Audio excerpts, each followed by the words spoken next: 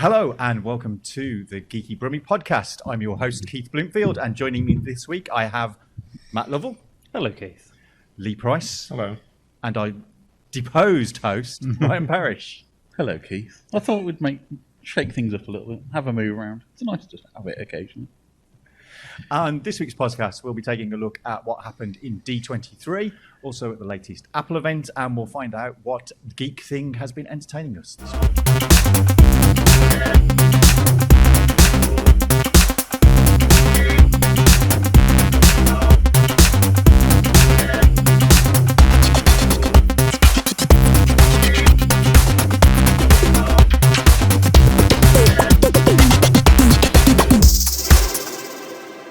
So in the last week or so, we've had D23, which is the big Disney showcase, which kind of highlights all of the things that will be coming up in the next year. And they revealed a whole bunch of trailers for new TV shows and films that we should be looking forward to in the next 12 months or so. See, when you say D23, I just think it's like the next installment of the Mighty Ducks franchise. They're just like chaining them out. I just think it's a new type of dice. Yeah, I just think it looks like a dice roll. Vibes, yeah. Shows our different lives and interests, doesn't it? Yeah. I mean, from what we got to see, there were a few elements that were behind closed doors. Indiana Jones specifically being one that kind of they didn't show us anything of, apart from a few leaked moments with Harrison Ford and Phoebe Waller-Bridger. I did like the picture which has been going around the internet of Ke-Huy Quan and Harrison Ford having a bit of a reunion. Even though he's not in the film, as far as I know. No, annoying that. Yeah, I think it's about time we had a trailer for Indiana Jones. It's not too far away in terms of release schedule. Well, what do we think? Is Harrison Ford or Indiana Jones going to go first? Don't say that. It's been a bad year already and things like that. Harrison's going to stick around for a while. I don't know how I feel about Indiana Jones 5. Just because I really love Indiana Jones 1 to 3. Not so much 4. Indiana Jones 5, we didn't like Shia LaBeouf. Is why we should have made the film. Yeah, I mean, that was the thing with that film. I think it was a mistake to bring in Mutt, really. I don't think. I mean, there's a lot of really mistakes that Indiana Jones 4 made. Let's be honest here. Yeah, well, CGI background. The fridge, aliens, ants, world's longest car chase. But it was still Indiana Jones. I mean, I kind of still love it just for the Shia fact LaBeouf swinging from a tree like he was Tarzan. CGI monkeys. I think it's impressive that he can do it in Indiana Jones with Harrison Ford. Like, I just presume he just gets cryogenically frozen in between each film now. He's like the Winter Soldier. I just don't understand. They read a list of things to him. Han Solo, the geezer from Witness, whatever it is. I mean, the thing about that as well is just he, like the picture of him, like you said, with Short Round. I can't remember his name. Quan. Yeah. A lot of people saying that like it's the first time they've seen him smile in a while. Well, that was the thing. He absolutely hates. This is rumored. He absolutely hates Star Wars, but he loves Indiana Jones, which is when Star Wars films come out and he has to go into the press thing. He's a very, very angry man. But when Indiana Jones come out, he has something he actually likes and wants to talk about because he's interested in history and flying and those kind of things. So, I mean, have you seen Star Wars fans? I'd be mad too. A certain number of Star Wars fans. Yeah. But keeping with the Lucasfilm part, there was also a trailer released for the upcoming Willow TV series. What did you think of the Willow trailer? All right, hands up now. Geek credentials ruined forever. I've not seen the original Willow. Neither have I, so we're okay. I am very excited because I think it's one of those. I loved it as a kid, and it's got one of those kind of like unique charms. Kind of, I'm hoping it's going to be similar vibes to the Dark Crystal series, where it's quite faithful to the original and kind of invokes the original. I know the Dark Crystal series was kind of just kind of fell flat, but I think I've got good vibes about it. I've got good vibes. See, when you say Dark Crystal, I think is Netflix and their propensity to cancel everything they get to. But what did you actually think of the trailer itself? I really liked the Willow trailer. I could imagine it was a lot of references back to the original films, which I probably didn't get. But anything with Warwick Davis on screen, I enjoy because I think he's actually a very good actor, and he doesn't get enough screen time as such. And CGI looks good, looks interesting, it's a good plot. Harks back to those 80s classic fantasy films, which we've lost completely. And I think we're into this kind of thing with fantasy at the minute, where it's got to be dark and gritty, like Game of Thrones, House of Dragon, or Lord of the Rings of Power. Even that's got a kind of gritty feel to it. It's kind of like fantasy can be fun and bright at the same time as being that kind of medieval setting. It doesn't have to all be miserable. Leigh, what about you? I haven't seen the trailer. Yeah. I legitimately have not seen any of the D23 trailers. I personally loved it. I've been looking forward to it since they did the kind of pre-release where he interviewed the cast around a bench and they all kind of took the mickey out of Warwick Davis. But I think it's going to be a fun series. It looks like it's not going to take itself too seriously. And the one shot I like most in the trailer is at the end where he goes, "How are you going to do all this?" And he's going to do the same as last time with my friends. And the new cast literally walk through a misty ghost image of the previous adventurers, and I was like, "Oh, that's cool." Just a brief second of it, and I just thought this is going to be a good, fun series. I'm assuming the original film is probably, there's no spoilers here, a coming-of-age story of him learning magic and etc. And that's kind of because I've assumed that was the reference when they said we're going to find the mighty sorcerer Willow, and that's kind of that build-up of it's been a few decades. He's probably an actual proper wizard now. I wouldn't count on it from previous experience, but I mean, I'm really looking forward to it as a series. It should be good. Yeah, good fun. And it was a pioneer of CGI back in the time, wasn't it? With creature transformation. It was the first use of the morphing effect in a feature film, predating things like Terminator and stuff by a good few years. So it should be cool. So then we're going to move on to Star Wars, which kind of had a plethora of trailers. We had a new trailer for Andor series, which is starting quite soon. We also had new trailers for Tales of the Jedi and a couple of other shows that were coming up. What did you think of the Star Wars content? So we had Mando Season 3 as well, which I think everybody's just waiting for Grogu to turn up. That's the whole point of Mandalorian now, is screw the actual plot of the Mandalorian, just the green little baby Yoda needs to have his time on screen. Actually, Tales of the Jedi was the one trailer that interested me the most. I'm looking forward to Andor because I really liked Rogue One out of the sequel era of Disney. But Tales of the Jedi, just more fleshing out of Ahsoka and that character, and it feels very much harking back to that Clone Wars kind of period. We hear Rex's voice quite a lot. Backfilling a bit of Count Dooku, I'm going to find quite interesting, like how he's training Mace Windu and Qui-Gon Jinn, so that kind of storyline. I don't know if it's going to be one of those anthology series, it looks like, so maybe just a couple of shorts. Well, it's 6 episodes at the moment. I think it's going to cover a couple of different stories in each, so it might be a 2-episode per story kind of thing. I don't think there's too much more information on it at the moment that's around, but it looks interesting in terms of filling out more backstory for characters that have got a lot of presence in stuff, because we've got an Ahsoka TV series coming up in the next 12 months or so. So it'll be interesting to see how they handle that. Matt, any thoughts? Similar to Ryan, I think Tales of the Jedi is the one that piqued my interest. Controversially, I'm really bored of Mandalorian. Similarly with Book of Boba Fett, like I appreciated it, I really do. But something about it just doesn't interest me anymore. I think it might just be a case of I'm a bit fatigued by the kind of Disney model of there's just being too much content, really, which is a bit of a silly thing to say. But yeah, so I think Tales of the Jedi is quite interesting because there's snippets of similar to Obi-Wan, despite not being that great of a series. It was nice to relive what was my era of Star Wars, but then going back and trying to actually make it a bit more fleshed out, if that makes sense.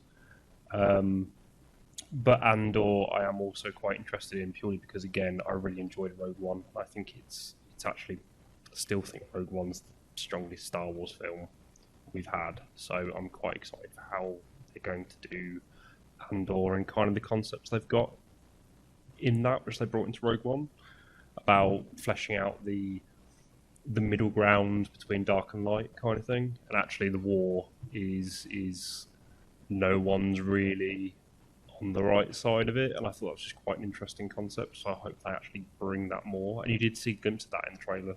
Yeah, I think it's the longest series we're going to get in terms of Star Wars content. I think it's quite possibly, I think it's a 13-episode series. Yeah, and I think they've changed. So this is just one continuous story, I think, and then the next series is going to be 3 or 4 episode arcs. Yeah. They've talked about, because it was going to be 3 series, and I think they shortened it down to 2. I mean, the one thing I really liked in the trailer was getting Forrest Whitaker back as Saw Gerrera, because we didn't get enough of him in Rogue One. It was a very interesting character in Clone Wars.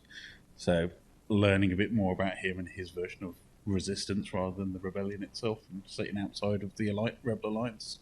So how is his technique going to carry across, and is Andor going to be more towards that way?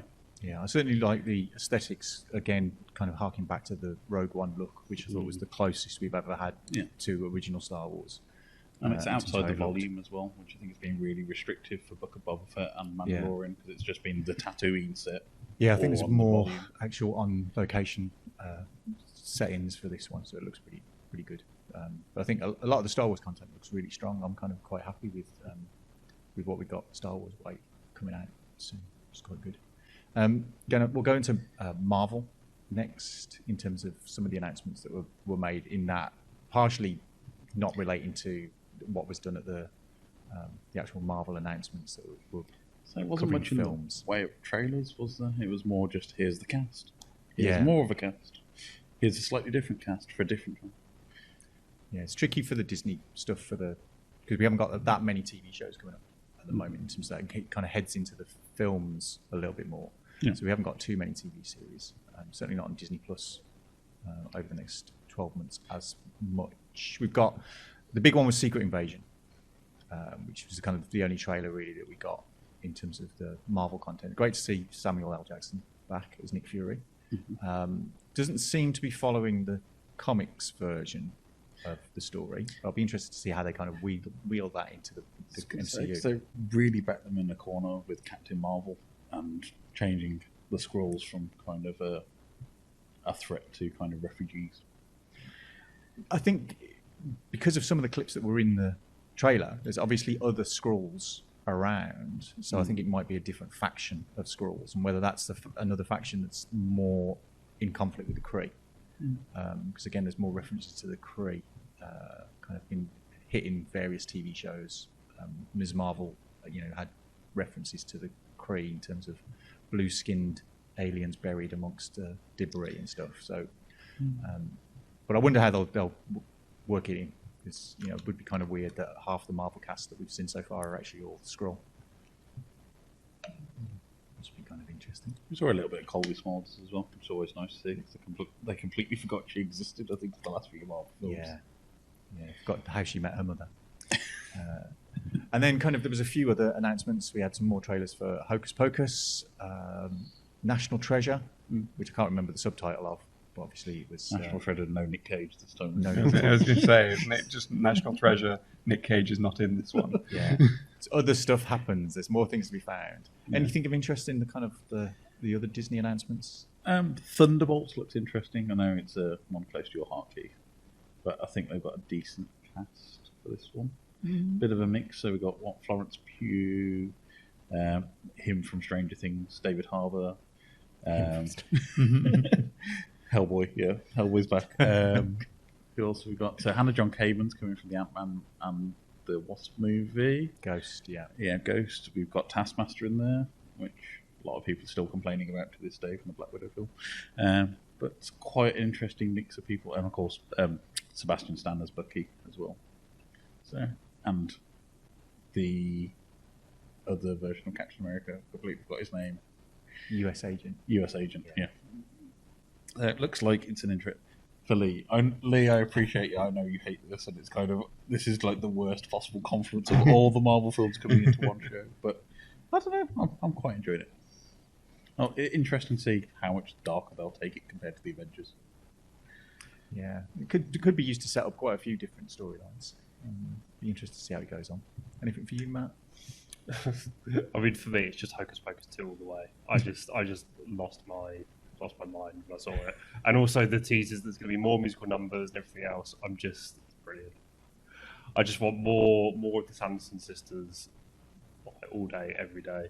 And we haven't got a long time to wait for that as well. No. It's quite good. You get it before Halloween, I believe. Yeah, it's quite nice. Yeah. But you missed your Mr. Giacchino's trailer.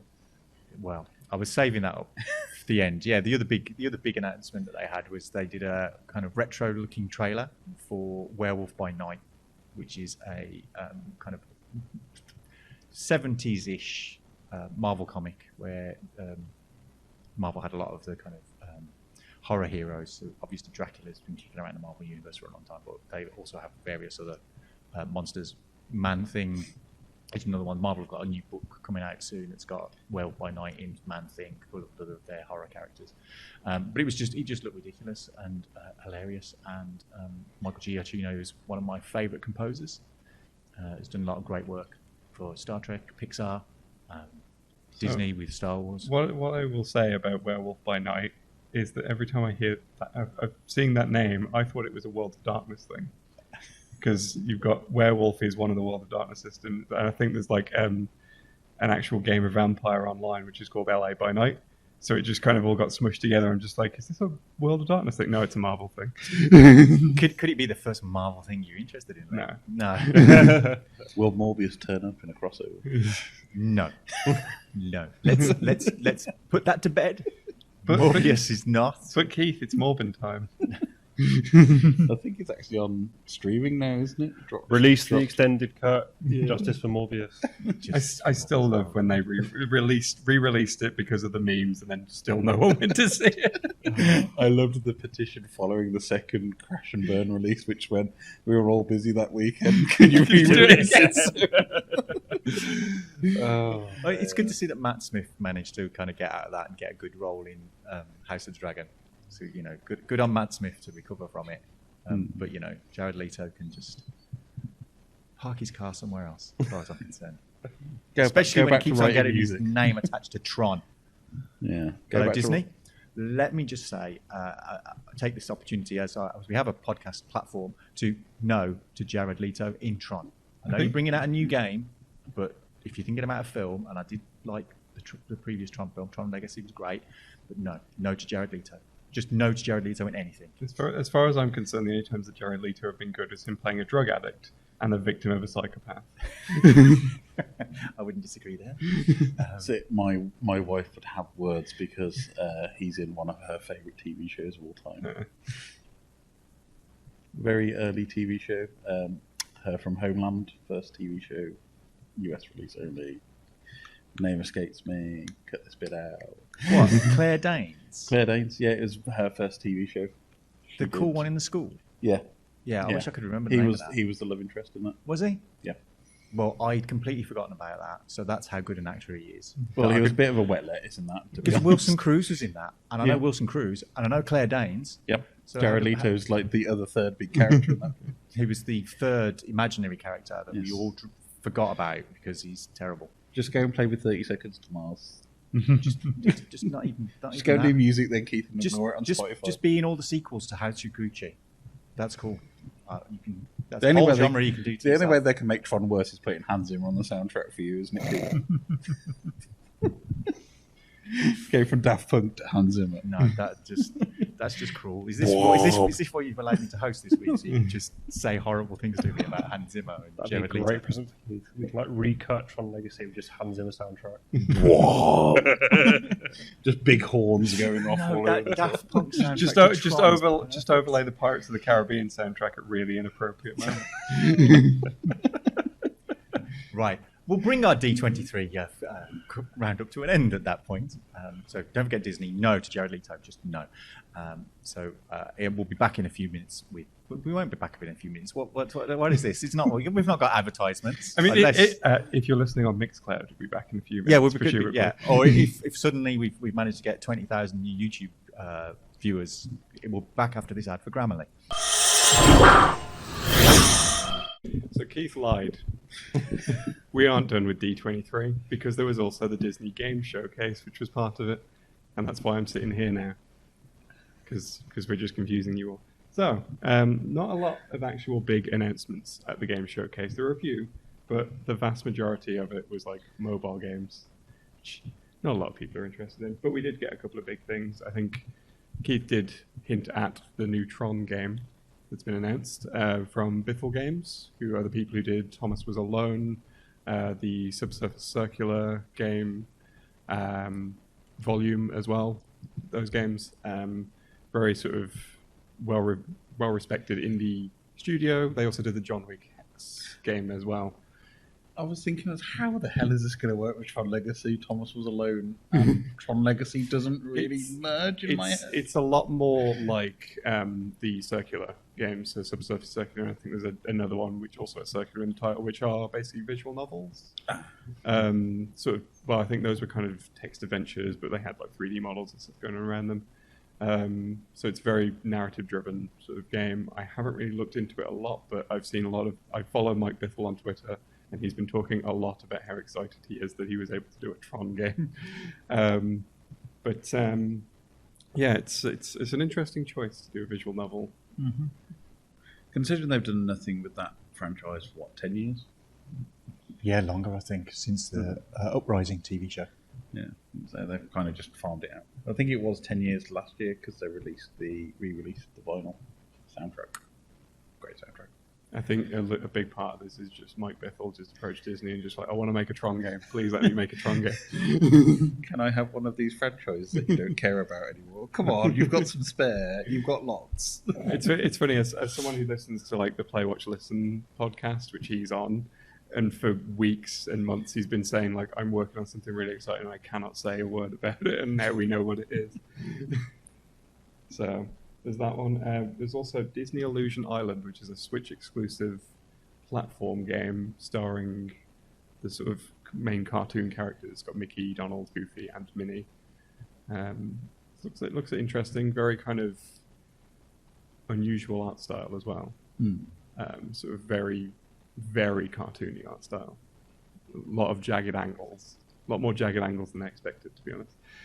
But it looks very interesting. It's also interesting that it's a Switch exclusive, rather than you'd expect Disney to be pushing as many platforms as possible, so they continue to make all the money in the world. Didn't they have like an Xbox exclusive last generation for that kind of Disneyland connecty weird? They did do a Connect Disneyland Adventures thing, yeah. I mean, in a way, I think there is an Xbox exclusive on the way, which would be the Indiana Jones game that Machine Games are working on. So I want to see more of that, but as with most of the Xbox projects, it's probably like about 5 years away. They should just write coming soon on the console. Really. It's like, how many studios do they have, and how many of them have got games coming out soon? There's like a very small game coming from Obsidian by the end of the year, and that's it. I think they should just take the soon out as well. Yeah, because it should just coming be coming at some when point. It's done. Yeah, when it's ready. Because they didn't say anything at all about Star Wars Eclipse, which the Quantic Dream dropped a massive trailer for. There are rumours that might not exist anymore. Yeah, I hear. When are we going to get some good Star Wars games? I mean, the thing about that though is that was not going to be a good Star Wars game. It's Quantic Dream. If you played Heavy Rain, or Detroit Become Human, or what was the other one they did? Beyond Two Souls.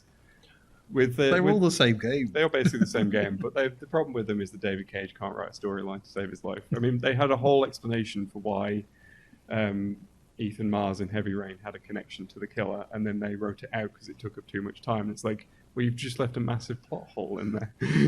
And that should tell you the quality you're getting from Quantum Dream. Isn't KOTOR dropped as well? The KOTOR remake? Or is that still... Oh, that's been moved to a different studio. It's been moved to an exclusive studio, as from what I recall. I think so. I know it's being done in the many studios that now belong to Embracer. Okay. So I know, but it's been. I think it was like being made somewhere in like Eastern Europe, and they've just transferred it over to like Saber or something like that. Oh. So, but yeah, that's still happening. But I think that they keep saying that like there's not going to be any delays. But I'm like, you've just changed the entire developer. It's going to be delayed. I mean, I do find it interesting that as well they didn't have either of the Marvel things that Sony's working on. Yeah, which is obviously Spider-Man 2 and Wolverine. So there's big issues with the Sony licensing and with Spider-Man, because Sony are just like, well, it's the one thing that makes us money, so we can't let it go. So we just need to keep pumping stuff out. Yeah. And Marvel's like, we'd quite like Spider-Man back, please. Please stop making films. We'd like our character. Yeah, so apparently PlayStation won't even let them have Disney show off the game at their own thing. So, but there was a Marvel game shown at D23, which, well, it wasn't shown; it was more announced and revealed, which is the Black Panther Captain America game, which has got Amy Hennig involved. Who, I mean, if you like Marvel, I can see that as being a good thing because Amy Hennig has always done great work. Legacy of Kain, Uncharted, you're going to get something good out of that. But it's I believe it's like an older Black Panther. It'll be T'Challa's father. Yeah. So it's set kind of World War II period. Mm-hmm. So it'll be T'Challa's father. Well, they've not had a really great run with the Marvel games, have they? There's the Avengers flop, and then Guardians of the Galaxy, which was an improvement, but nobody bought it because the Avengers Yeah. so bad. But I think it's good reducing the cast. Yeah. I think it's to focus on just two characters. And I is think much as better. well, this one's like it's completely separate to those projects. Like the reason why Guardians of the Galaxy was kind of tainted by Avengers because it was a sister studio to the studio that made Avengers. So people kind of just grouped them together and went, "Oh, it's going to be the same thing." Whereas this is like an entirely different studio. It's Skydance, who I honestly had never heard of before. But yeah, I think I thought they were a film company. They are predominantly a film I think studio. they might be moved. They might They're have branching opened out. up a gaming division. But yeah, I think what's going to really sell this one is Amy Hennig's involvement because her, just like I said, Legacy of Kain, Uncharted, those games are generally considered some of the best written in the games industry. Yeah. This is almost certainly going to follow suit. And I think that's why Avengers and Guardians of the Galaxy really struggled because the best thing about Marvel, and just ultimately, best thing about Marvel is it's story driven and having story and characters to work with, whereas those were squad shooters, so it wasn't really like story driven. Whereas with this, there's some opportunity to delve a little bit into the background of the character, a bit of Captain America, work with something rather than just straight in with, oh look, you've got a gun, go shoot all these squids. Yeah, I mean, I am being respectful here, but yeah, those were kind of the big announcements. A lot of mobile games, although there was a little bit of the Marvel Midnight Suns. They showed a bit more of that and sort of gave it a final release date, which is December, which I think it's the like XCOM type game with Marvel characters. It's been made by the same studio as XCOM, so I hate XCOM. Sorry, just as an aside. Is Any it- game where you're this close to a person with 99%, and then you still miss. still miss. That was XCOM 2. That was many things were wrong with that. XCOM 1 is brilliant. I was going to say, is that what you hate for that exact reason? Yes. And we also saw a bit more of Return to Monkey Island as well, which is I think they should just drop the island. is Return to be fair, the amount of times where I have just written Return to Monk and then just kind of left it. I think the last time it was in a showcase, I wrote it in my notes as just Return to Monk and then just carried on. Jimmy's will be rustled when that is released. But I'm looking forward to that one. It's out very soon. It's out on International Talk Like a Pirate Day, which is the 19th. May even be out by the time this is out. So, and it's Game Pass day one. So it's something that they've actually got to release on Game Pass. No, Game Pass. it's not Game Pass It's not Game Pass. because it's exclusive to the Switch. Oh, God. Is it? It's I thought PC it and was- Switch. I thought it was Xbox as well. No. God Because I remember people making a big fuss about it being Switch exclusive. Well, that's fine. I'm happy to go and buy it on Switch. damn. Justification cogs ticking away there. unless they've announced a Game Pass release that I haven't heard about. No, I assumed automatically it's going to be Game Pass because it's I mean, double fine. it But doesn't not double really fine. matter. It's going to be like Scott Pilgrim. yes. I'm going to have it on like half a dozen different systems. Yeah, true. And in physical formats, even though I haven't got a machine that takes physical formats apart from my Switch now. But yeah, it's Sorry, I definitely forgot. It's Lucasfilm Games now because we can't Yeah. call it LucasArts anymore. yeah, it's definitely Everyone not. gets It's upset. definitely not double fine because people have said like, why isn't Tim Schafer involved? Yeah. And it's like because he's busy running his own studio. That's why. No, Like makes I've seen sense. like an interview with him where he's like kind of he said that he's really excited for it and he expects it to be great and he's given them his blessings and everything. But he's just busy. That's why he's not involved. Just watch us all blame him if it's not. It's your fault. He's busy doing whatever Double Fine are currently doing now. They've released Psychonauts 2. Psychonauts 3. I was going to say Psychonauts 3, which we'll see in 20 years. Yeah. We'll all be in the nursing home waiting for that release. So that was the Disney showcase. So, what do you guys think of some of those announcements? It's pretty damn slim pickings, isn't it? I did look at the list and it was just mobile game. It's like, this isn't interesting. I would guess it's probably just because it's Disney. They're more concerned about making money, and that's where unfortunately the mobile games are doing very well. It's the it's like the Mirrorverse and that kind of thing. A lot of their mobile games. Yeah, don't know. So it's pretty much which average game do you want, because they've not really just had any success. I mean, apart from Return to Monkey Island, we're all looking forward to. It's just Disney never seem to grasp what makes a good video game, considering they're experts in the cartoon form. It's always a bit of a weird one, because there was those Mickey games, which went back to look through the history of Mickey. I can't remember what they were called. Epic Mickey. Epic Mickey. So I loved they Epic were really, Mickey. That was great. Yeah, and then Epic Mickey 2 with the rabbit one. With Oswald. Yeah, and then dropped it. It's kind of like, here's two very well celebrated games. So I can't be asked. Well, it's mostly just been Square Enix doing Kingdom Hearts, doesn't it? Really. I'm surprised they didn't show any of that as well, to be honest. It's true. I mean, the thing that people forget is that Disney do own Kingdom Hearts. It's not Square. Yeah, I think it's weird as well that like they don't do film tie-ins anymore, because I can remember Aladdin, Lion King, the decent games that were like made by other studios but tied into Disney movies. So it's like I kind of miss the days of having I think we went through a whole period where every single one of those was bad, and so studios just stopped doing that. So, do you want a licensed game for Disney's live-action Pinocchio with creepy Tom Hanks? Yeah, that'd be fine.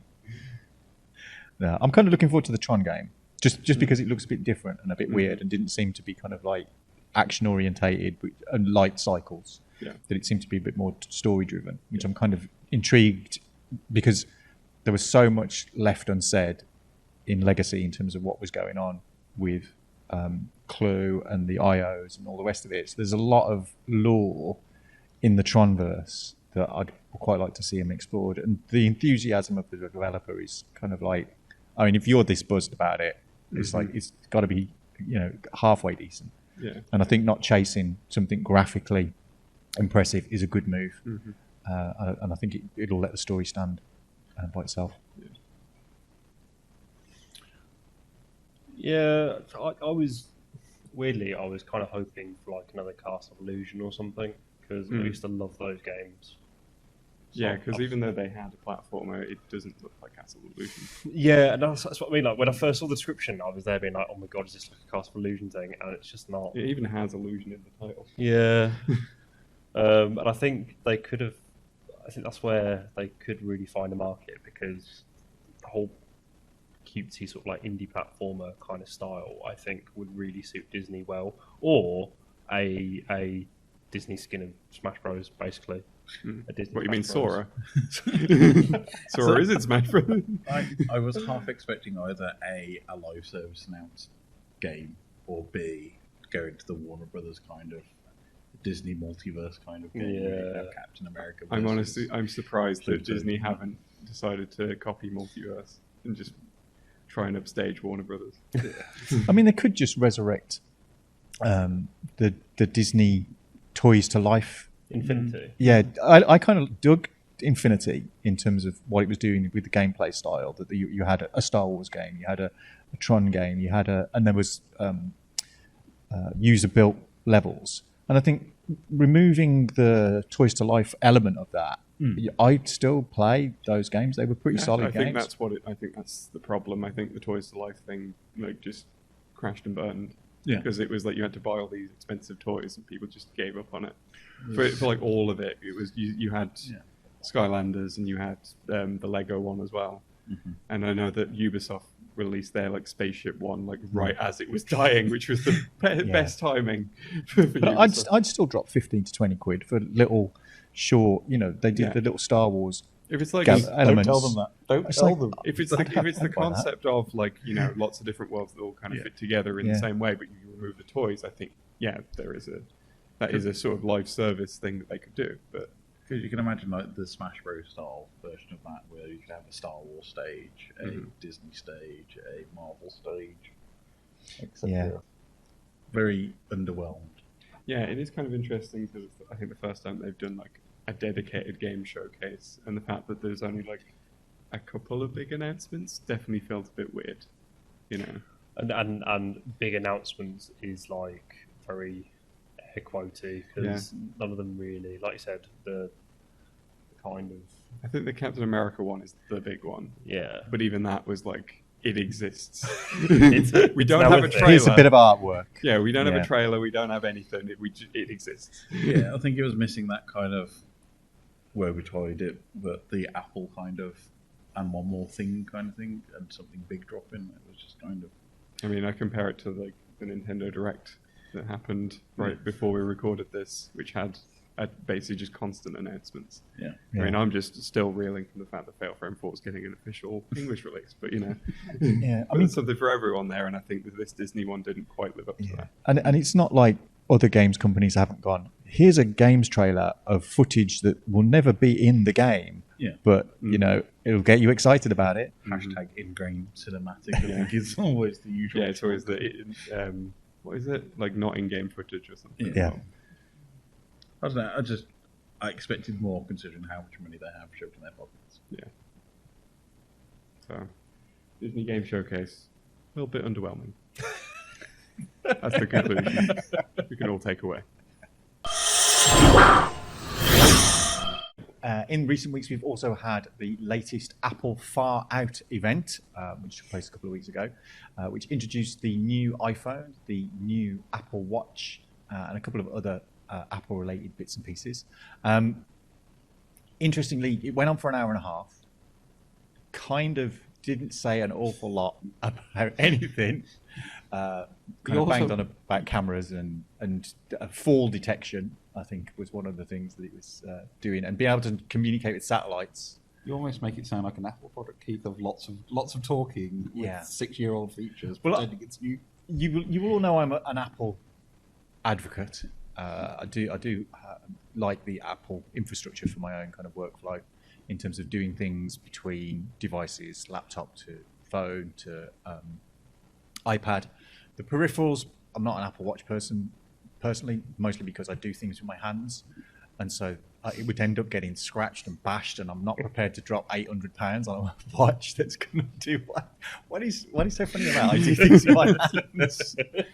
Yeah, clearly their minds are in the gutter, but I thought it was a bit of a kind of Exercise complete. I thought it was a little lackluster in terms of the announcements. There wasn't that kind of big a leap in terms of what their devices are able to do in terms of the technology.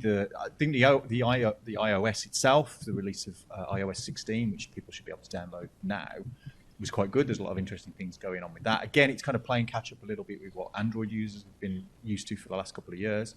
But I think device-wise, I didn't think it was that leap forward that I would expect I think at this point.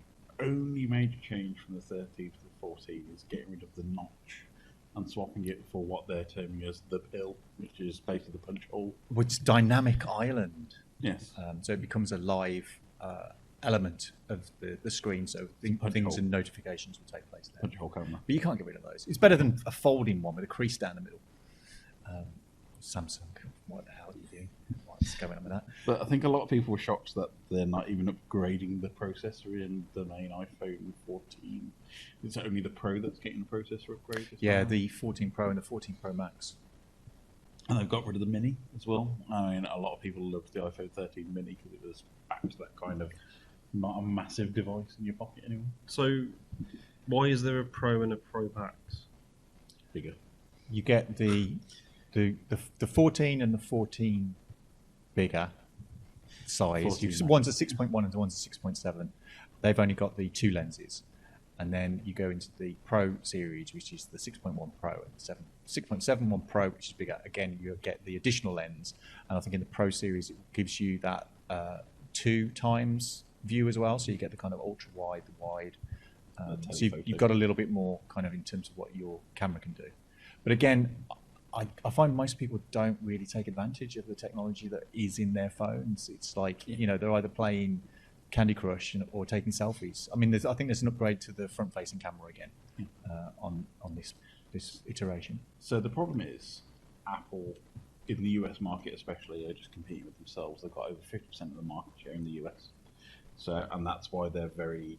So Google have been trying to push them into the rich text messaging service for a long while now, and Apple well, why would we do that? Because iMessage is one of our biggest selling points in the US. Is you actually, I think some dating sites you get turned off if you use a green bubble for Android rather than the blue Apple one for some strange reason. It's just weird. But when you're competing in a market with yourself, things stagnate because there's no necessity for invention or competition, which is why in the Android market things are a bit more exciting, and you do get stuff like the Fold and the Flip, which is right. They might not be the greatest iteration of it, but it's something different. Whereas Apple are like, we can just release the most minor of upgrades possible and get away with it each year, and people will be like sheep and go to the Apple shop and go and charge the earth for iPhone it. 14, please. Yeah, like it's taking the charger away, taking away the headphone jack. Aren't they getting sued over that?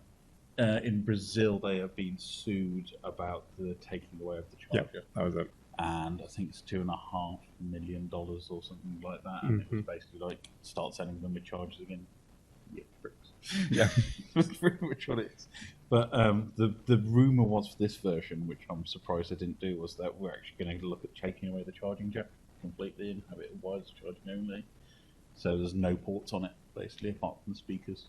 So purely wireless charging, no kind of data cable.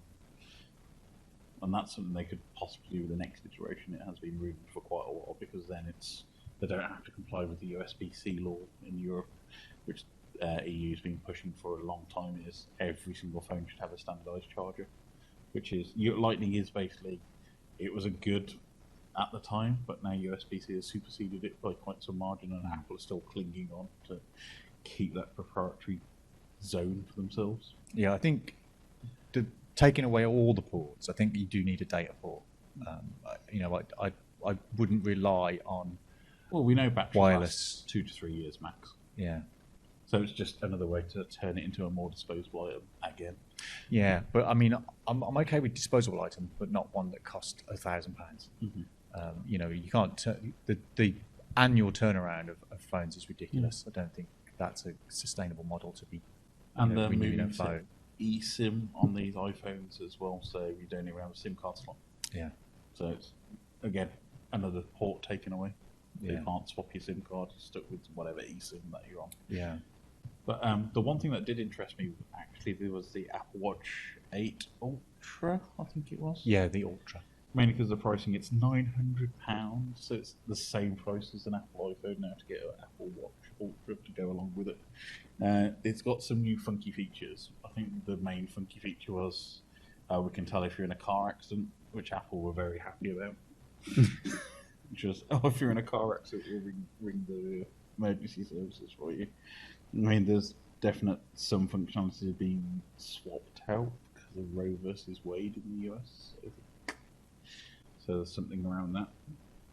But would you spend £900 on a watch? I wouldn't spend any money on an Apple product. Every time that I've used an Apple product, I've just hated it. So every single time. I think for me, and this isn't necessarily just Apple. I think it's mobiles in general, but I think Apple are the worst for it. Is, as you kind of said, just we're releasing a new one every single year, just because, and not just one. We're releasing 3 every single year with very tiny differences, and it's just oversaturated. But also, it's just such a, I don't know, it just seems like such a drain on resources for the sake of just getting people to buy the latest version. I'd much rather. I know obviously why they do it, but I'd much rather you kind of take a couple of years out to actually make something that's a bit different.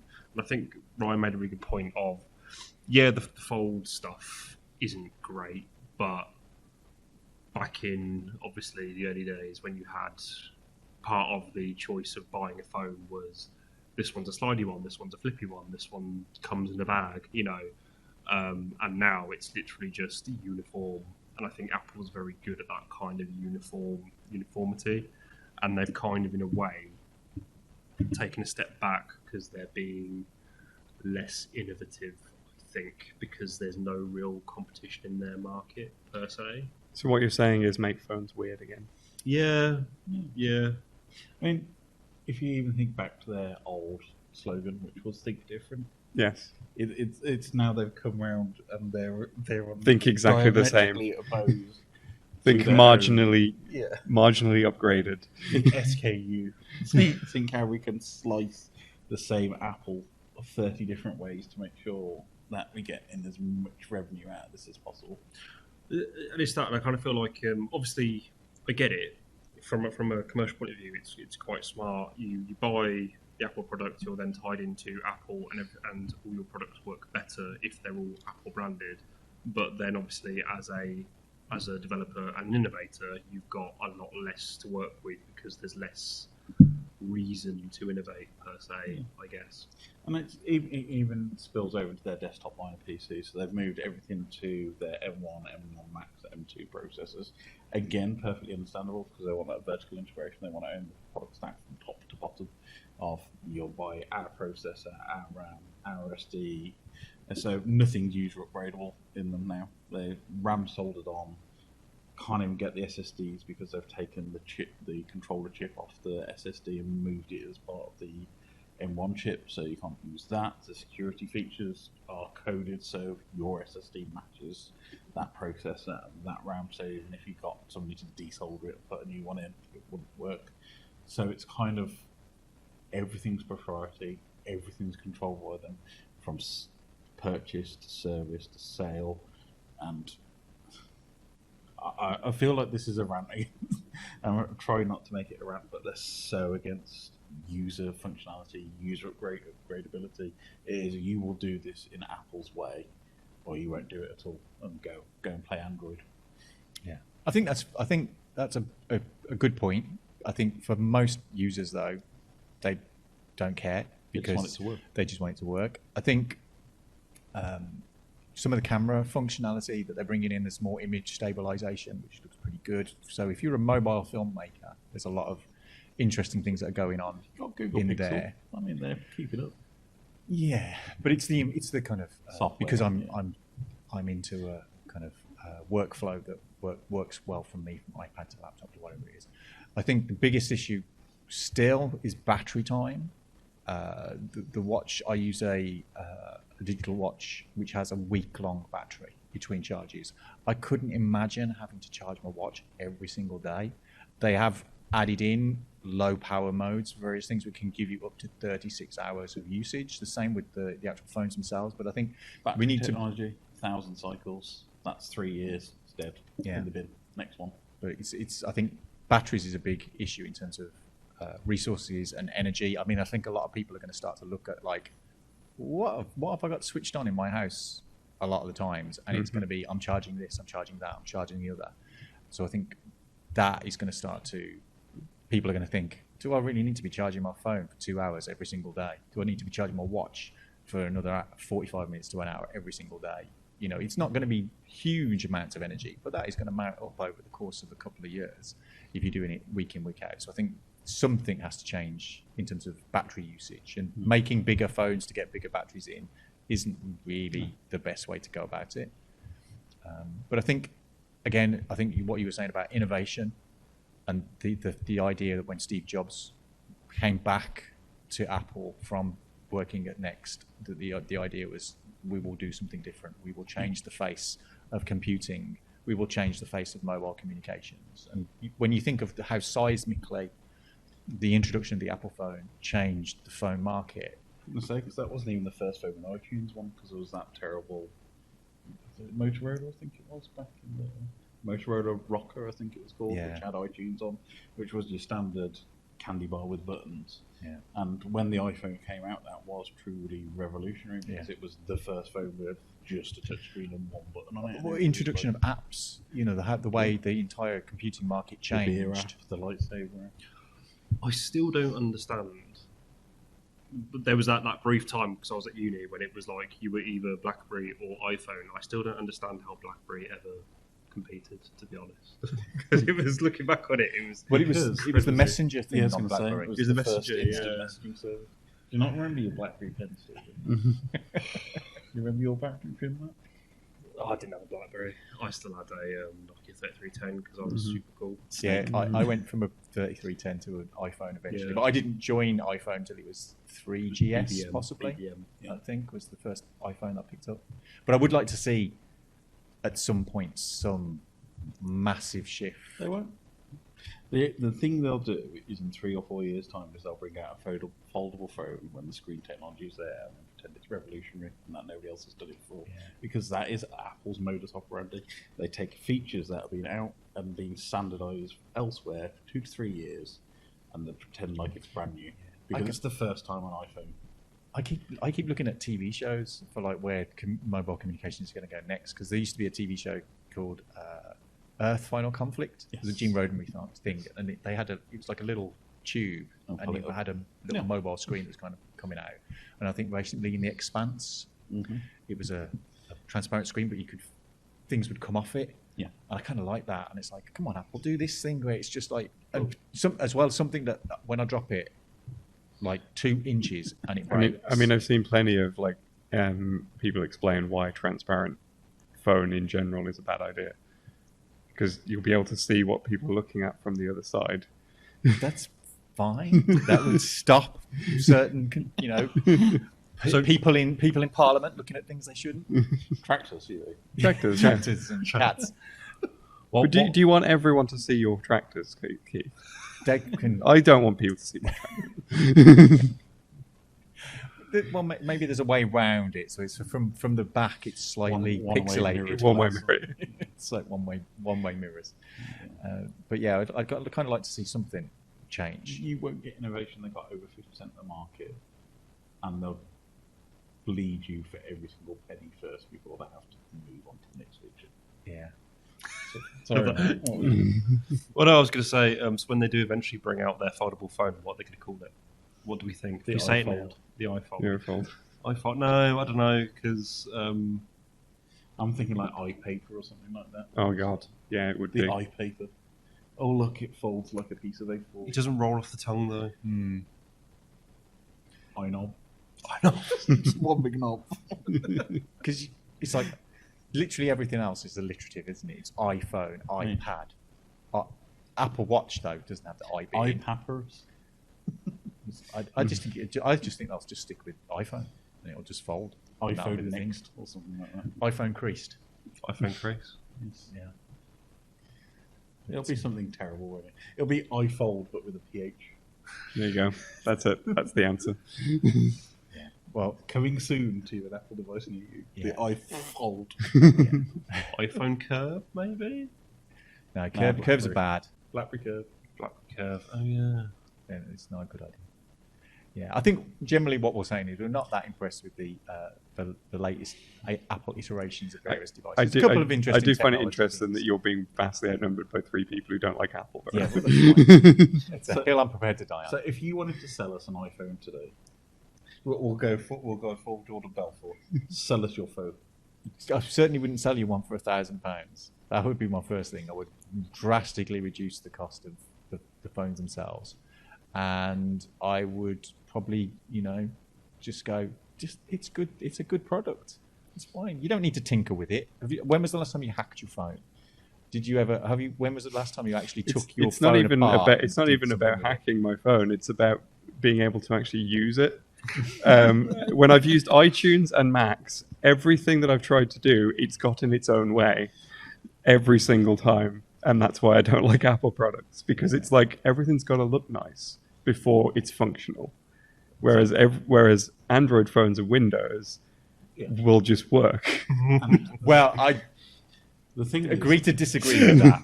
I mean, yes, you're going to get crashes and stuff on Windows, but that's because you have a million different customizable things all interacting with each other. But So as a power user who has flashed his own custom ROMs on screen, not those kind of flashes, but who's done flashed ROMs, different launchers, things like that, I appreciate the flexibility of being able to do that.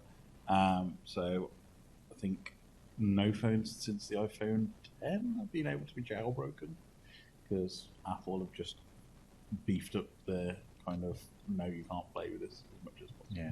I just hate being dictated to what I can do with something I purchased myself, especially for £1,000. That is my issue with Apple. I think, though, at the end of the day, it's a consumer choice, and it's not that you are without choice. I'm going to swap in your head this. with one of the They Live people then. No.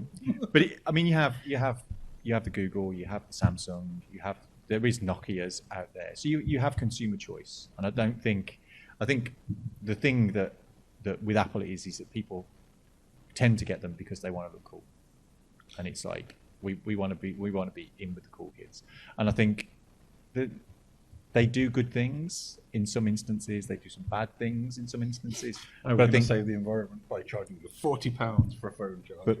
but the pricing and the speed of which new phones come out, I think, has to be addressed. We do not need a new phone every year, But especially when the how- difference is an extra lens. How will poor Apple make money, Keith? You've got to think they're starving. They've only got a few $100 billion in the bank. They'll be okay.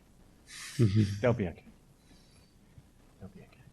Same as Bill Gates. Got to get that iTunes revenue. Who runs Windows now? If it's not Bill Gates, Not even Steve Ballmer. I think is it Satya Nadella or something like that? they don't want you to know now. It's some like some bloke Google. with horns and hooved feet that sits behind a big desk. I mean, It's that geezer that's at the end of Cuphead.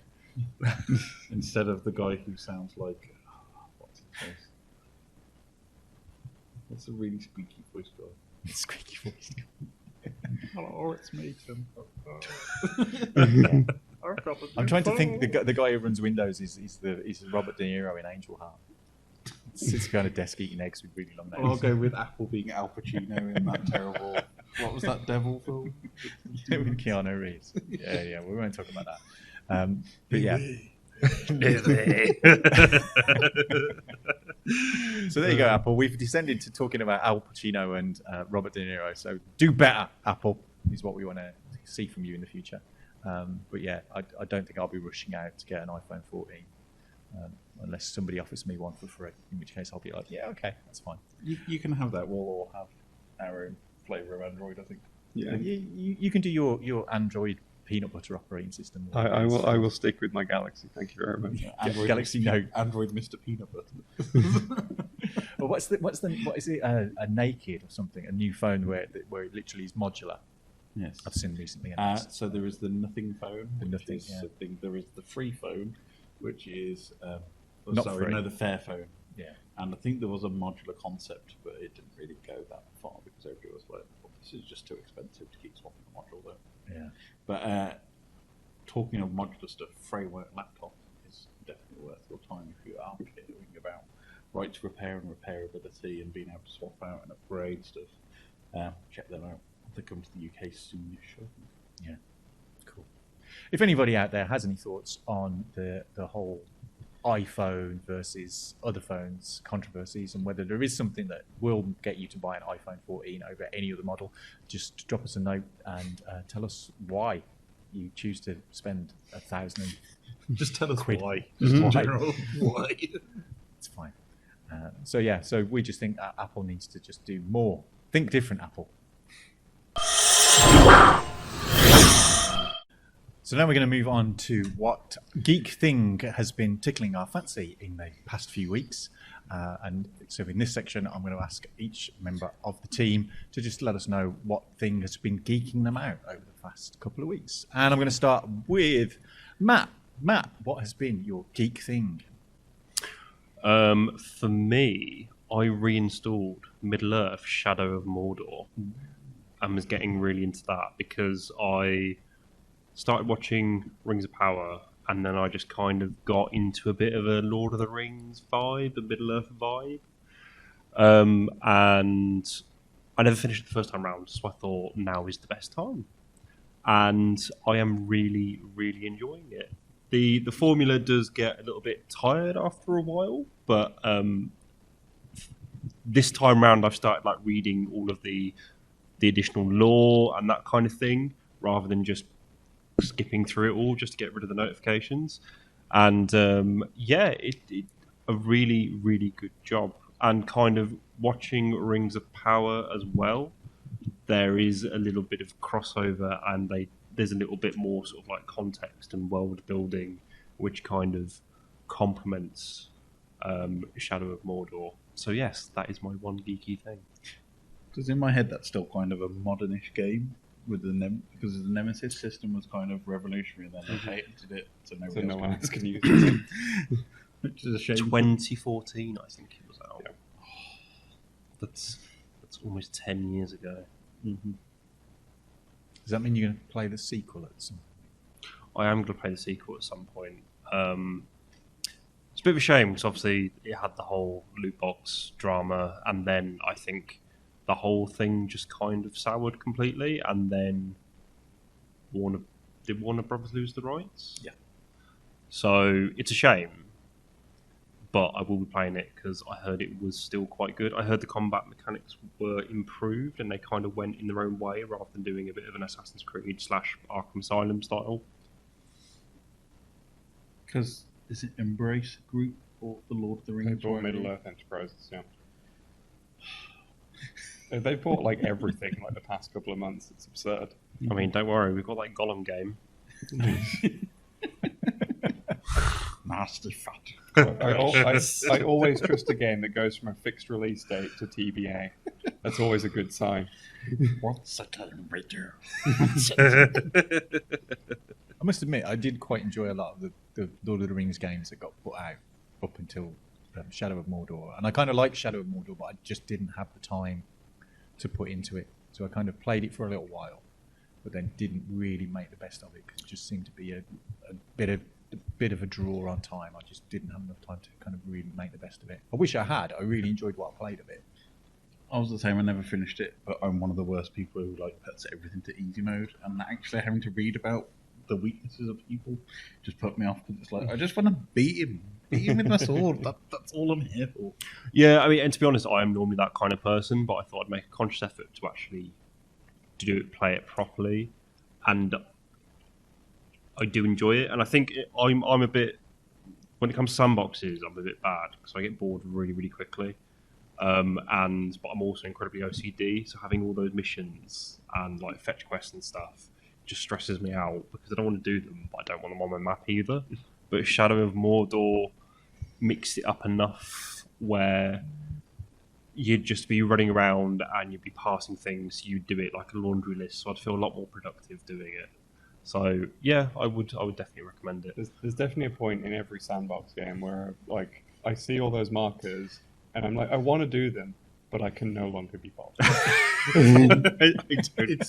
It's Ubisoft visual vomit syndrome. Is what I nickname it as. Yeah. Since Far Cry 3, every Ubisoft game has been fill the map, fill the entire map with little things. Yeah, it's like Ghost of Tsushima had like a really great story, but all the side stuff, you start realizing how much of it was copied and pasted.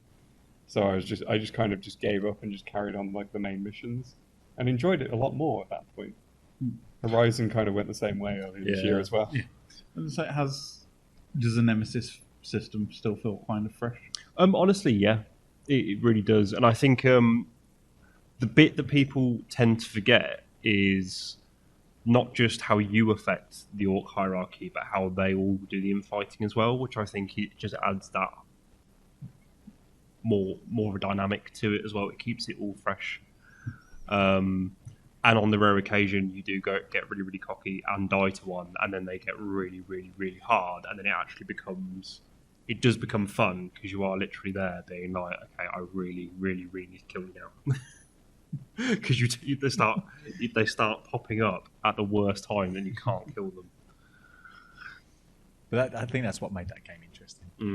It was a proper challenge, and your influence on the gameplay actually made a difference. Which is why it's a shame we're never going to see that in any other game.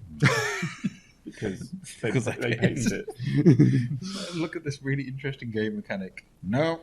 Yeah, and that's the thing. Like, it's the stupid thing about it, because that's kind of how games have gotten better over the years. It's just everyone copying everybody else and going, "We're going to do that a little bit better this time. And we're going to try this with it." Yeah, imagine that introduced into something like a Spider-Man game, for example, where you encounter various villains around the city, but if you don't beat them one time, there's an impact on how when you know. Because you could do that with someone like the Wrecking Crew or like really low level thugs and they like level up. And it was an innovative system. I think it was really good. It was a really good way to make a game challenging, but actually have your gameplay make a real difference in terms of rather than just being like a dialogue tree. To actually have your gameplay, influence how, if you took out a certain orc at a certain point, that would then mean other people might move into different places and the hierarchy would change, and you could make it really problematic for yourself by being a bit cocky at some point earlier on in the game. Yeah, and the last thing I'll say about it is, at least in my experience, I don't know whether Endgame is different, but it's always been quite balanced. Like, you're still, obviously you unlock new things to keep it interesting, but I never once kind of think I am a god in this game. The higher up you go, they kind of match that, and then also you will get swarmed quite a lot, and you can't fight them all. So it does make a really good way of, you do generally feel like you are just this one annoying Wraith thing, just trying to fuck up everyone's day, chilling in Mordor kind of thing, rather than I am unbeatable. Cool, a good choice. We're going to come up the line, I think, keep it in order. So, Ryan, what's been your geek thing? So my geek thing this issue was I went to a screening of Coffy at Mac Birmingham.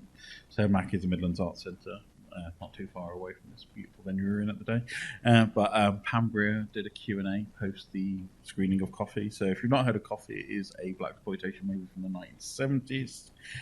Very classic film, not James Bond off the top of the US box office charts at the time, and really set Pam Grier on superstardom. You're probably going to be more likely to know Pam Grier from Mr. Tarantino's Jackie Brown. But it was an interesting film to watch in context now, to say the least. Some problematic scenes, especially the way he dealt with violence, but Pam Grier herself was absolutely fascinating to listen to, talking about her childhood growing up in Wyoming, kind of the trouble she had, then moved to Hollywood, being a backing singer. So she started off singing for Bobby Womack in the first week she arrived in Hollywood, playing with Stevie Wonder's backing band, the Wonderellas. Basically like playing with that, Sly and the Family Stone, jamming with Jimi Hendrix, and then moving more into film, and struggling pre-med student, and then she went into film after that. So it was really interesting to hear about that backstory and that part of her life. But just an absolute Hollywood legend. I mean, if you've ever seen kind of any of her work, you know she's been in quite a lot of stuff. Still acting to this day as well, which was really good to hear. Do new stuff, interesting things. But Coffy, very, very interesting movie. So some of it does not hold up very well at all, considering this was probably made on a shoestring budget. It's coming from, I think it's a guy called Jack Hill, who was a protege of Roger Corman. So if you know Roger Corman, movies made as cheap as possible, as quick as possible, and released as soon as possible, so the next one would be done. So it was kind of that kind of vibe to that film. But, Mystery Science Theater fodder. Yeah. Considering how many of his films showed up on Mystery Science Theater. Yeah. And she was saying, like, for a Roger Corman film, she'd get paid $3,000. That sounds like a lot back then, but it's not, considering what you'd expect for a Hollywood film now. It was just really interesting to hear about how that was conceptualized. She did all her own stunts in that film. It's definitely a film to watch if you are interested in that era of theatre. Cool. I've seen it a few times over the years. I think predominantly late nights on BBC Two. Yeah. Either through Alec Cox's Movie Drome or some kind of exploitation film festival. I mean, it's a film of its time, but I think it's also a good example of how those kind of filmmakers and those kind of actors manage to kind of get films made and make a presence known at that point in cinema history. So and it was a really interesting time in theatre because we've gone from those big Hollywood epics from the 50s and 60s down to kind of get it farmed out as soon as possible, fill the theatres. But also kind of reflecting, street level activity at the time. So it kind of fed into that whole kind of 70s kind of mainstream exploitation things, things like... And I think there's been a real revival of stuff like that because we've got companies like Vinegar Syndrome, Arrow releasing these kind of 70s, 80s cult movies out to a new audience. And we've even had stuff like the Eddie Murphy film, which completely escaped my name, where he's basically going back into that time playing one of those blaxploitation characters. Yeah. So having that kind of comeback, I think, is quite useful. And it's interesting, it's the first time again, geek credentials, but first time I ever watched Jackie Brown was the night before. So I thought, I can't really go without seeing Jackie Brown because it's probably her most famous film. But I forgot it was 2.5 hours. And it's kind of, it's such a different take from a Tarantino movie. If you think Reservoir Dogs and Pulp Fiction, then going into Jackie Brown, which is just such a completely world away from those two films. But she's absolutely fantastic in it. It's one of Tarantino's greats. Yeah. And really worth a watch, but just make sure that you realise it's 2.5 hours and don't start it about 10 p.m. at night. Good choice. So Coffy, Pam Grier, absolutely amazing. Go and check her out. Go check out Coffy if you're into blaxploitation, or go check out Jackie Brown if you're into Tarantino. Yeah, just watch all of Pam Grier's filmography. It's good stuff. So then we'll move on to Leigh. Leigh, what has been your geek thing this past few weeks? Well, I have spent most of the weekend being a squid now, and a kid now, and then a squid, then a kid. Because Splatoon 3 came out on the Switch, and I've been playing that basically all weekend. It is basically, it's more of the same as previous games, but lots of little quality of life improvements and new weapons and new things to try out. Like there's a whole locker now in like the lobby area where you can decorate your locker. It's completely pointless, but it's so much fun. At the moment, most people just have like Easter Island heads in their lockers, usually with sunglasses on, and that's what you're seeing a lot of because you can look in everybody else's locker as well.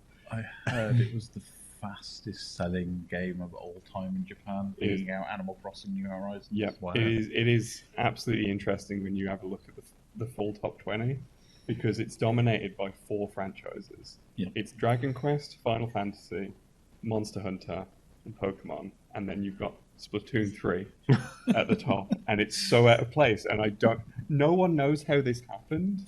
Like, the first one only sold about 3 million copies, which is fantastic. But the first one, I think, in the same equivalent time, sold about 500,000 copies, but that's because it was on the Wii U and no one had a Wii U.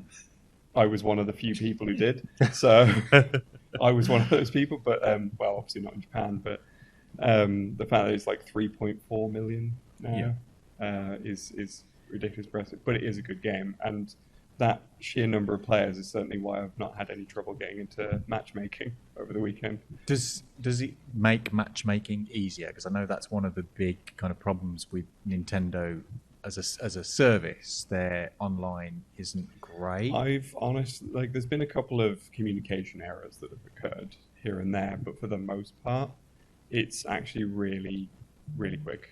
I've had no real issues with it. Splatoon's always been pretty stable online, but I think that this one it seems so quick when you go into matches. But again, I imagine that's because so many people bought it and there's so many people playing it at launch that it's just like, well, no wonder it's so easy to find people. But I think what also helps is the fact that you've actually got like an actual lobby to wander around in. So instead of just staring at a screen watching player names pop up, you can kind of just test out your weapons and try stuff out. So it feels like no time's passing at all, really. Because there's a thriving esports scene to Splatoon as well, I think. It's one of those games where it's really picked up the last few years. Yeah, it's kind of Nintendo's big shooter now, which is just funny because it's so at odds with all the other big shooters on the market, which is why I like it, because it is just this very silly, cartoony thing where you play as squid kids, like just characters that can turn into squids and swim through their own ink, and it's just all about just covering as much territory as possible in your color and taking out everybody else in the process.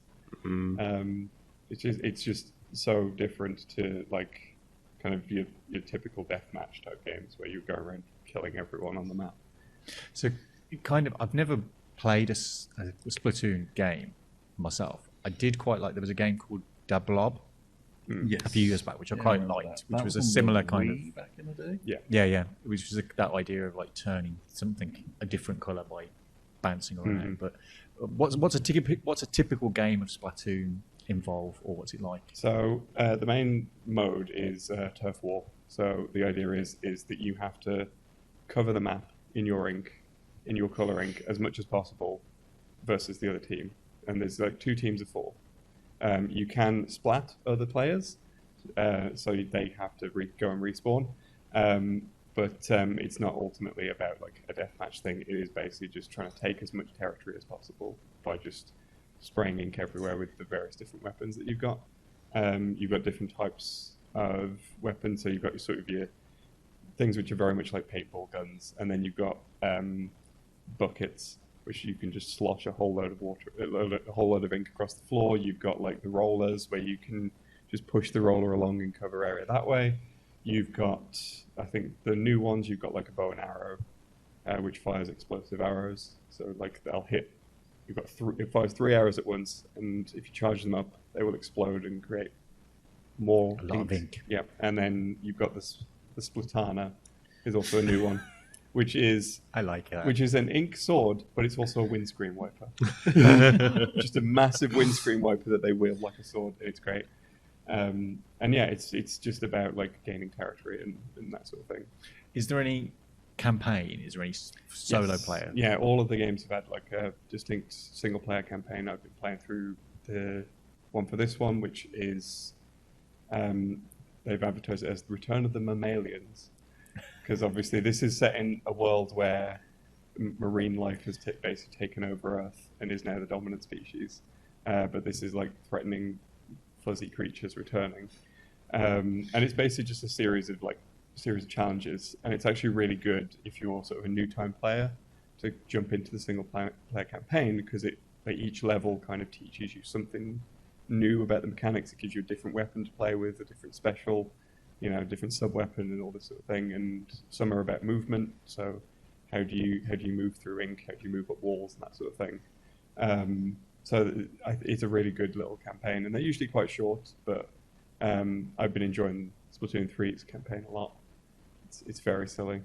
See, you're selling this game to me. It's like one I've kind of always thought, oh, do I really want to get into Splatoon? And it's like, it sounds great, particularly in that sense. But I kind of like shooters, but I'm a bit bad at them. Mm-hmm. Yeah, So I kind of end up being dead more than I am anything else. Whereas Splatoon, at least I think, well, as long as I've covered enough area with my ink, I'm doing all right here. I think it's one of those, it sounds like easy to play, hard to master kind of game. Yeah, where yeah. you can pick up and play it, but if you've got some professionals on, you're going to lose. If you see a Japanese name, Run. then just you're not going to win that. If they're on your team, great, carry on.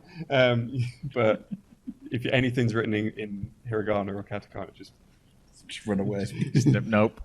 No, not even my Splatoon is going to help me here. But yeah, it's Commit seppuku with your Splatoon. But on that note as well, like obviously, like other shooters, you've got like gear and stuff that you can get and different types of weapons. But like, it's not about like you get the high level gear and you crush everyone who's low level, because they push this idea of customization that you're basically all like fashion obsessed teenagers pretty much. And so you have to look as fresh as possible, really, with your gear. So different gear has different abilities, but it's restricted on what abilities they can have, and so you've got to try and mix and match things in order to get a good build. Or you could just put on what looks best and just roll with it. And both of those approaches are fine. Yeah. So. Yeah, I think I'm going to have to maybe at some point invest. I know there was a demo before they did a whole weekend of. They did the world premiere, which was the first Splatfest. So they do these competitions, which are basically like you pick a side, and for that weekend you have to fight for that side. They've announced the new one, which is coming up, which is like, what are you bringing to a desert island? And it's something like food, tools, or fun. So you'd be dying. So if you're on the fun team, you're happily dying of dehydration as long as you're having fun. Yeah. just the phrase Splatfest does not sound Nintendo family friendly. I'm honestly amazed how much they get away with, and like most of the game as well just features so many like marine puns as well. Like the clothes shop in Splatoon 3, which is run by a jellyfish, is called Mana Wardrobe. Oh, So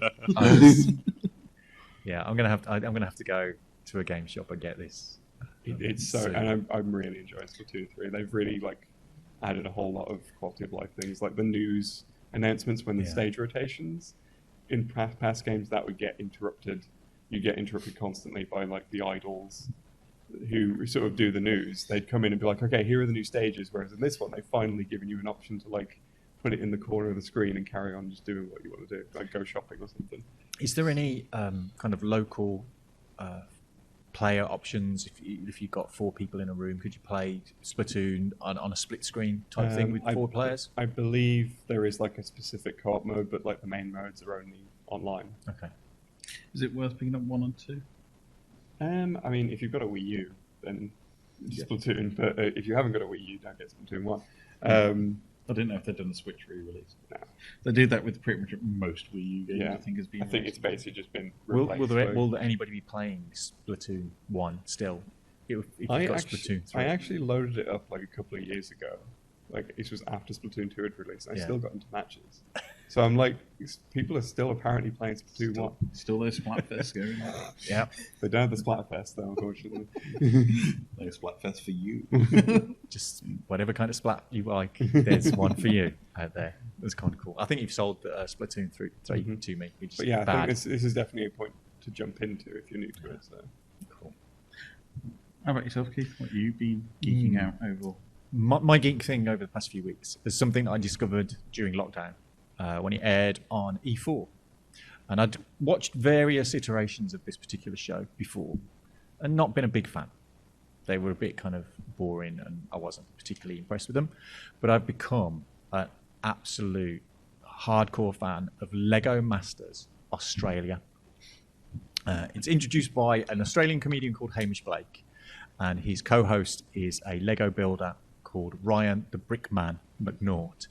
And I have got to say, the contestants and the hosts are fabulous. It is funny. It is light-hearted. Everybody seems to be like having a ball, whereas some of the other shows that I've seen that have been Lego Masters, it seems a little bit like, I'm the best, I'm going to destroy you. Whereas these people are like, we're just building stuff. It's cool. It's like, it's very Australian in a way that like, they're just like, yeah, it's cool. And they have some people in it that are just like, so surfer dude. You just wonder how they've ever built anything out of Lego, because you think, this is going to take you hours, man. You're just, literally, you think they're just sitting there and go, oh, it's so cool, man. It's great.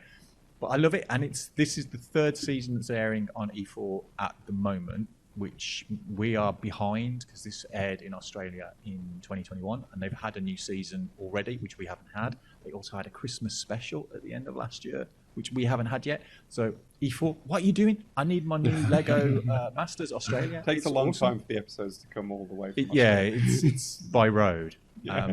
But if you have any interest in Lego, it's great. The premise of the series is they have challenges, and every so often they have an elimination round. So one of the challenges will be to build something that can be destroyed.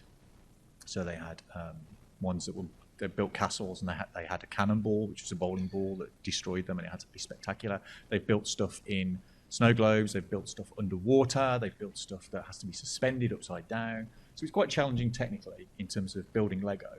But it's just amazing to just see how these guys and girls just create sometimes incredible pieces of art in a very short period of time. Because I look at it and go, just I wouldn't even have come up with the idea in the 8 hours it took you to build it. But it's I just love it because it's just so wholesome and entertaining and funny, and just being able to see that creativity, and I absolutely adore it. So that's kind of why I kind of have fallen out with Lego the last few years, because it is now just, you're not buying Lego to build and enjoy and play and use your imagination. You buy a set. So you get a Marvel set or a DC set or a licensed set of this or a licensed set of that, or making a space shuttle, or you make the Eiffel Tower, or you make some flowers. When I was a kid, some of the happiest moments were just getting a bucket of random Lego and building something. It sounds like that's capturing that kind of joy again. Yeah, they have what they call the brick room, which is basically just all the different kinds of Lego. They have Technic in there as well for when they need to build things slightly more, and they have motorized bits and pieces, and then they have a wall of minifigs. So sometimes what they need to do is create environments where the minifigs tell a story. So one recently they had to stop a train. So each part of this map where a train went round, there had to be a scene. So one had like a giant kind of steampunk mech breaking out, so it was stomping on villagers, and they had all the little villagers go. And it's just, it is that sensibility of like, fill your bucket with Lego and build something. And you know, there's themes that they have to follow, so it's either stop the train or build something in a snow globe. And some of them are really good at building figures, like large scale figures. Some are really good at building like scenes with lots of intricate movements and background detail and all the rest of it.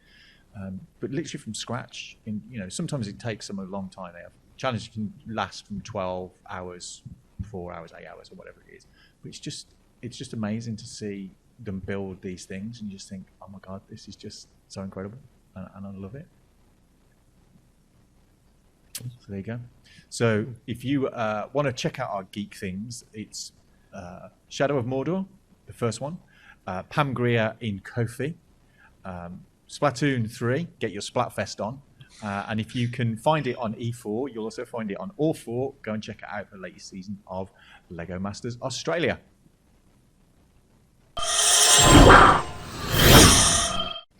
So thank you for joining us on this latest edition of the Geeky Brummie podcast. You can find us on all of these: Apple, iPhone, iTunes, Android, Google things, streaming services, whatever your streaming service of choice is, go and find us. Just look for Geeky Brummie, ask your smart speaker, and then get into some kind of debate over how you say it all. It's been really fun to find out how you get on. You're trying to ask your smart speaker to play us.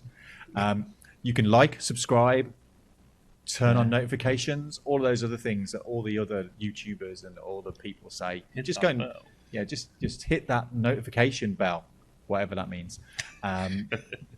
But you can find all of these wonderful folks on their own various social networks. So, Leigh, where can we find you? You can find me on YouTube at Bob the Pet Ferret, where I do video game video essays about various different things. We've got a few exciting things coming up in coming months that are taking ages to put together, but they will be worth it once they're done. You can also find updates on the channel on Bob the Pet Ferret on Twitter, and you can also find me tweeting other stuff at the Cheap Ferret as well. So, and Matt, where can we find you on the interweb? You can find me on Twitter at Mr. Matt Level. Most retweeting esports stuff and Geeky Brummie stuff. You can find me on Instagram at matchstick_Matt. Mostly doing stories these days, to be honest. And then you can find me occasionally doing something related to Geeky Brummie. Occasionally. And Ryan, where can we find you? So you can find me at Ryan Parrish on Twitter. I finally caved in and reinstalled Instagram as well, but I think that's private, so no Instagram for you. Ooh, private, 18 plus. But, is that where you're flash installing things? I thought I'd start doing my photography again. It's been a long while. But, that's wholesome. But yeah, my other social medias are barren of content, so really don't check them out. How about yourself, Keith? Where can I find your presences? You can find me on Twitter at hardluck_hotel, on Instagram without the underscore, somewhere on YouTube with Hardluck Hotel Films, but mostly you will find me retweeting my content and Geeky Brummie content, particularly on a Wednesday when I do the comics pool list blog post, which contains all the new comics that you can find that I'm reading. There are other comics available, but perhaps you can tell me about those comics that you're reading, and I might want to read them as well. And mostly retweeting your guys' content from Geeky Brummie occasionally when you post it up there. Well, Leigh's regular Friday games roundup, which is always worth a read and contains lots of really good information and news about all the latest releases. I'm waiting for him to do a full Splatoon 3 write-up and let us know what's going on with that. Working on it. But you can find everybody at Geeky Brummie on Twitter, at geekybrummie.com on the websites. Just geekybrummie.com. There's no at. Come on, you all know how to work. You know the how internet. websites work. I don't need to say www dot anymore, do I? HTTP. HTTPS :// www.geekybrummie.com /home. Yeah. I don't even know if that's actually. That will work. I think that will work. Okay. You'll get some page. It might be a 404 error, but what the heck? Just try it out. See, there might be some hidden content on the Geeky Brummie website if you delve down and look at it. We're also on Instagram, Geeky Brummie. Yep. Facebook, Geeky Brummie. Geeky Goings On for our local listings roundup. Just follow Geeky Goings On because you will always find out all the latest Geeky Goings On there, whether it's theatre, whether it's drag acts, whether it's films, whether it's concerts. So if you want to find out what's best in geek going on locally to you, get and follow that, our sister account. Mm-hmm. It will pop up on the Geeky Brummie account as well, because we do retweet that content regularly. Mm-hmm. But yeah, so it's been an absolute blast being in the big chair, which is really nice. It's not actually that big. It's the quite same small. size as it. Yeah, all the chairs are the same. Yeah, but it just looks bigger from over there. So be sure to join us on our next episode, which will be coming along at some point in the future. Thanks again, Ryan, Leigh, Matt, for joining us. Follow, like, subscribe, tell your friends. Send us stuff. Nice things, not bad things. Right? Let's make sure that you don't send us bad things. So thanks a lot, guys, and we'll see you soon. Everybody. Say goodbye. Bye. Bye. We can all wave. Keep waving. No, I refuse. I refuse.